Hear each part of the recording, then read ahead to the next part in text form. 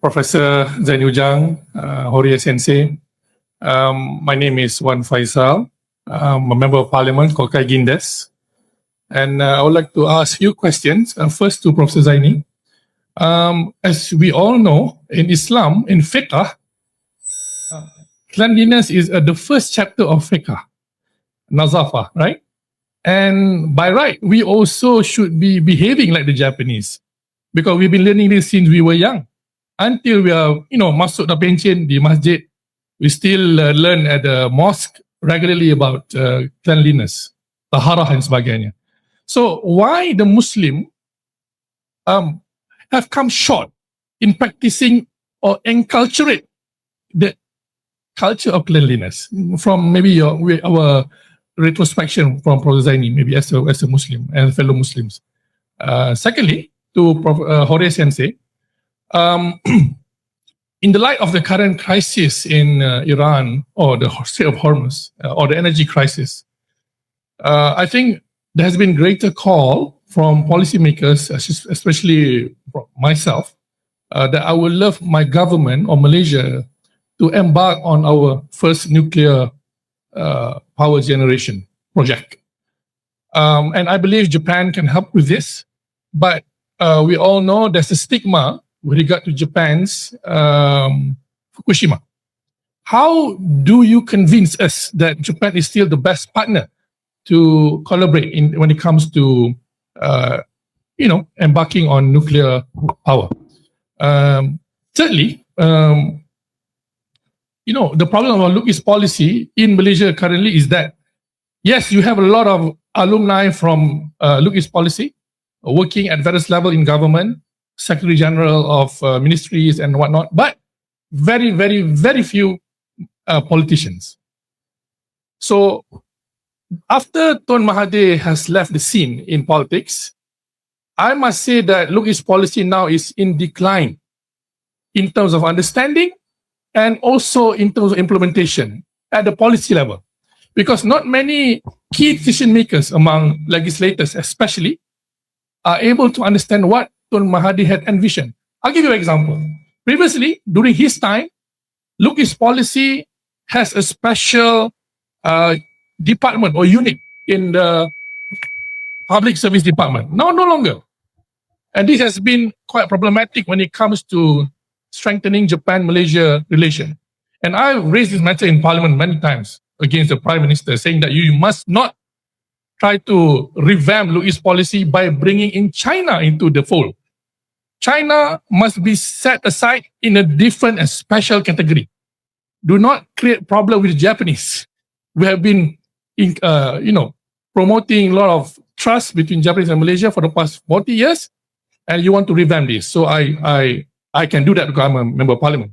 So I just want to ask you, Horia Sensei, I think for next level of Look East policy or Look Each Other policy, as Shikata-san might call it, there's a greater need between Malaysian Parliament and the Diet to collaborate further in exchanging a lot of legislations. For example, I'll give you an example about tiba in Malaysia. I believe we can learn much from monozokuri mother policy in Japanese Diet, which I don't think Malaysians higher education are really studying properly on this matter, because we keep changing our goalposts and try to transplant some ideas from foreign countries into our own policy without properly understanding the philosophy and cultural aspect of the policy, like what monozokuri policy has been doing in Japan successfully at Kosen and others. So this is what I'm proposing to Japanese counterpart. Of course, at my level, I will help from Malaysian Parliament side, and hopefully things can be better in years to come between Malaysia and Japan in Look East policy or Look at Each Other policy. So I would love to hear your response. Arigatou gozaimasu. Focus must not be climate change. In the past, we thought, and I thought myself, we should make people excited and scared that climate change is going to kill us, everything. So that's the first thing in our mind. For me, that should be the last if you want to have big impact. We should start with cleanliness. And then private, public, environmental sustainability, and planetary health. Yeah, so I have rearranged that. Instead of climate change the first, cleanliness, you don't have to take shower, you don't have to wash your teeth, blah, blah, blah. That is second, too minute thing. Climate change is very important. Yeah. So that was perception of many people. So therefore, if you go to UK and whatnot, it's common for them not to take shower for 20 days. Yeah. But that's not clean. Japanese mentioned that 400, 500 years ago that they are it's very inconvenient situation when you have people not taking shower.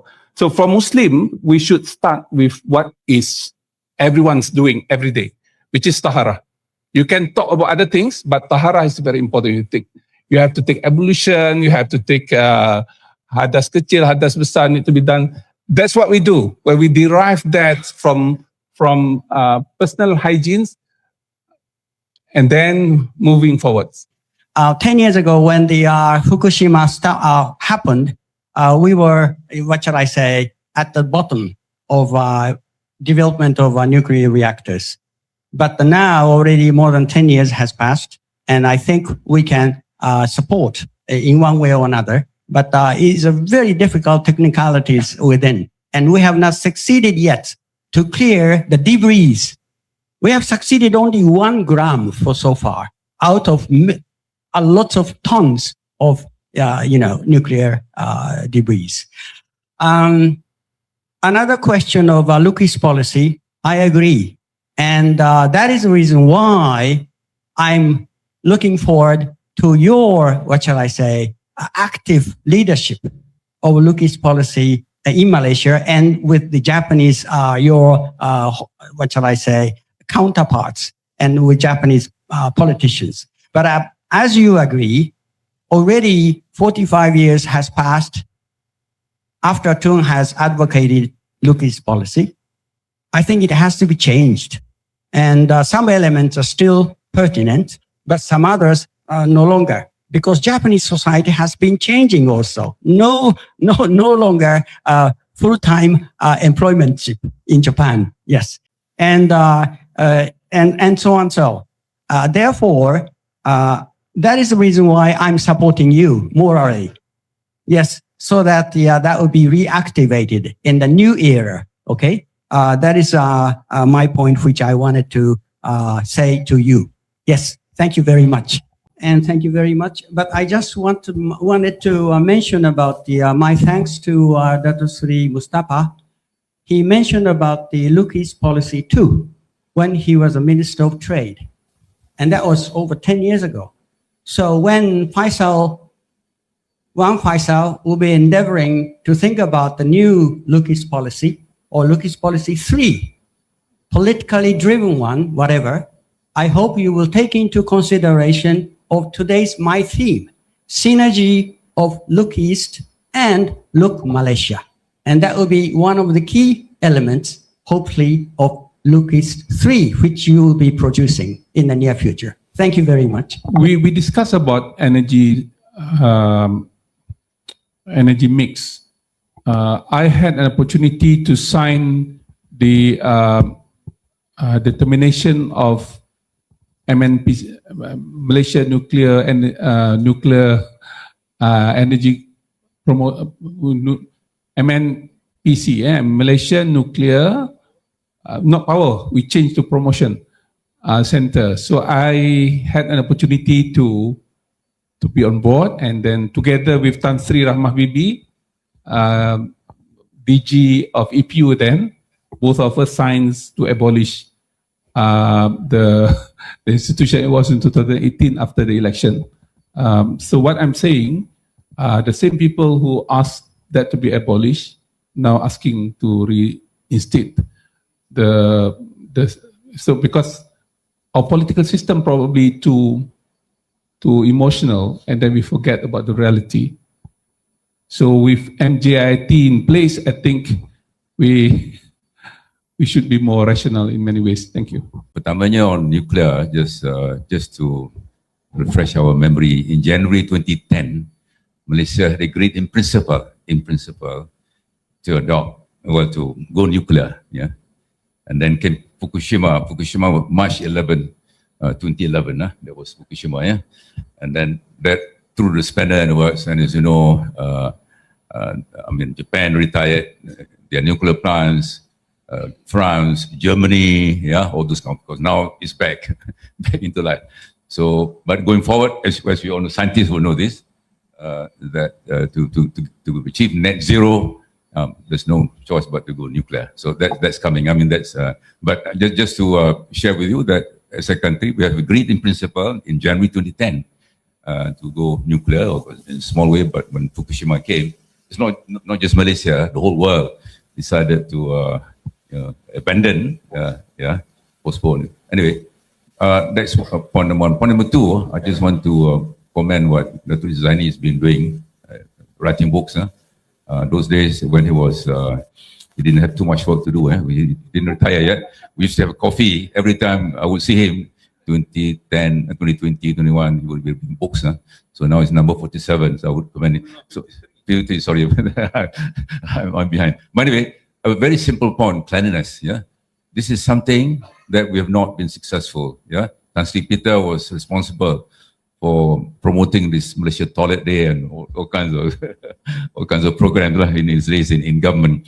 So we've been doing this for decades, 4 generations, but we've not been successful. So a very simple message coming from Tan Sri Zaini's presentation is how can we adopt this culture of cleanliness, which Japanese school children have into our school system. So one is you got to be part of a school curriculum. You got to start small.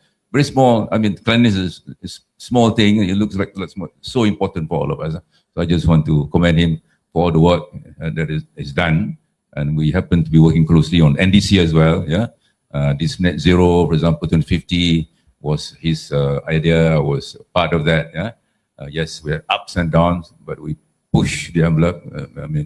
For an ambitious target, and it's very challenging. It's not easy with drill, baby drill, as pointed by Ambassador Horiet. Yeah, coming from America, abandoning all the agreements. As you know, got out of Paris Agreement. Is not part of ICJ. No rules in America now. Yeah, it's the law of the jungle. But anyway, yeah. Ambassador Horiet, once again, I think he's played a very important role in promoting close Malaysia ties. It's the personal ties which matter as well, not just the official, the letters you write, the formal meetings you have, but more the informal, the teh tarik, nasi kandar, those kind of things. So this is what some of our ambassadors and ambassadors in foreign countries bring. In this lawless world, in this very uncertain environment, it is so important for us to get together, yeah, more than ever before. Otherwise, we destroy. We've been working hard, UTM, MGIT, we all have been working hard to create a better world for all of us and our children. And what we have now is most unfortunate. And let's all, look at the UN once again and see how we can revive this important. UN is, is almost gone. Yeah, only one person running the world, Trump, Donald Trump. So we hope and pray, as Nancy said, that the world will come back to senses and restore the good old values of cooperation, collaboration, peace, harmony, respect for human life, yeah, empathy, sympathy, yeah. Those are values that human beings. We're not animals. We're not animals, yeah? But sometimes what is being done is worse than. Human beings are being treated worse than animals in Iran and many other parts of the world.